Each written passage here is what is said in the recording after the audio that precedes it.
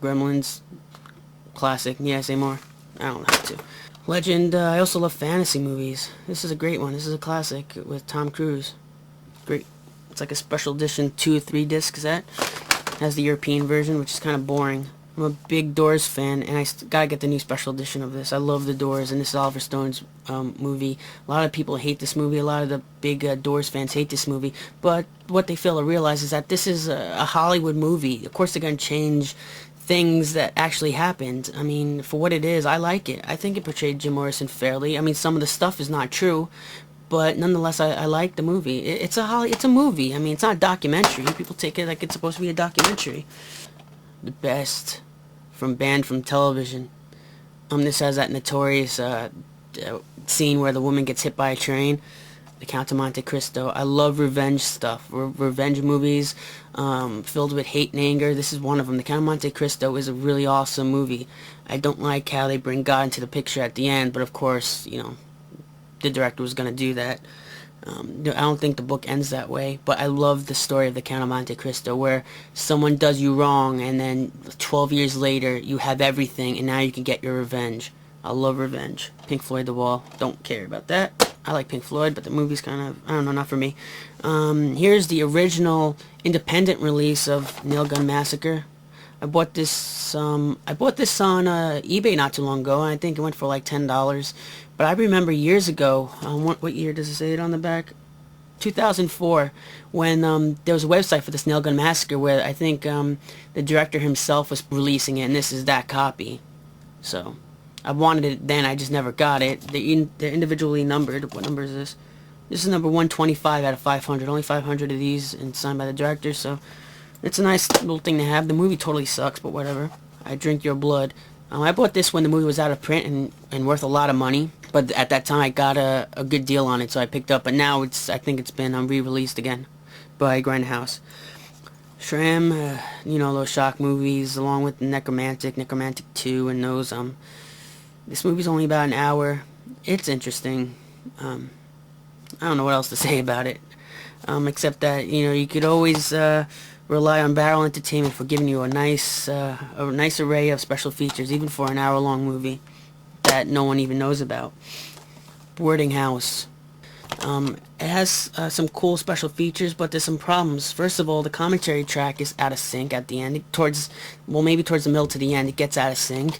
And the video interviews are so sloppy. I mean, doesn't Code Red have editors that edit this stuff? I mean, some of the composition of the people being interviewed is just so off. I don't understand how the videographers get away with it. I don't know why Code Red hires people who don't know what they're doing. Shockumentaries Volume 2. These are Lamondo films. There's actually a bigger box set with all these in one. This is Volume 2. I have Volume 1 also somewhere.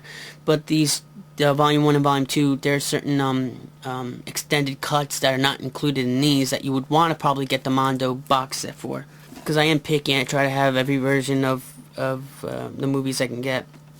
Here's a box set. You gotta love box sets because you get everything in one shot for a decent price. Most of these don't even have special features. Dr. Giggles was out of print for a long time and worth a lot of money, but then they re-released it. Eyes of a Stranger with the Hands. I mean, these are just basics, so let's pass those over. Let's see what else I have here. Jason Goes to Hell. Hate this movie. But it's has a good commentary track because it kind of tells you what the director was thinking, and pretty much he was a 23-year-old graduate right out of film school. Why would Sean Cunningham hire him? Well, the answer's simple. Everybody knows that Hollywood is about politics. That's how you get a job. It's all about who you know. The director was best friends with Sean Cunningham's son. So that's why he got the job. Not because he was a good filmmaker, but because he knew somebody in the business. So that's why this movie came out like crap. Sean Cunningham shouldn't be allowed to be involved with films anymore. I love parodies and I love pranks, so at least I got these Crank Anchor box sets. 2 of them. I think there's one more out there. That's really rare to get. Got these from Suncoast, but I don't get one free. Suncoast is a ripoff, but they have a few good deals every now and then. This is the other Gremlins movie. Like I said, all my movies are out of order, so I grew up watching this one a lot more so than the first one, just because I had it on a tape that was recorded off of HBO. So I watched this one a lot. I love this movie. I'm a unicyclist. You guys know that. That's how I got creamed by a car. So I got Extreme Unicycling DVD. Yep, that's right. Universe 2. Malevolence. I saw this, where did I see it? I don't remember where I saw it, but I did watch it. I think my friend bought it. I bought the DVD just because it was cheap. I hated the movie. It was just I didn't hate it, but just so many things that ripped off of other movies, like blatantly ripped off of other movies. So, as you can see, I didn't even open it. But I buy a lot of movies just to have it, just for like a reference, if I ever have to refer back to it, because I do write a lot of journals, and I write a lot of thesis papers on horror films. So it's nice to have all kinds of movies in my collection. Big fan of Memento. I love this movie. This is that special set. This used to be worth a lot of money, but now you could buy it for like $5. I got it for like $6 when Deep Discount DVD was having a special offer. So there's a special feature on here where you can actually watch the movie in the forward direction. So it's pretty cool. Like I said, I'm a big Doors fan, so I have this. It's 3 like videos in one. You got The Soft Parade, Live at the Hollywood Bowl, and Dance on Fire. Got some cool stuff. I love the Doors. Jim Morrison's the man. The philosopher of rock and roll. Now here we have Night Train Murders. This is like a European version of Last House on the Left. I think it's like a European version of that, where these girls are on a train and then they get raped, and it just feels a lot like that movie.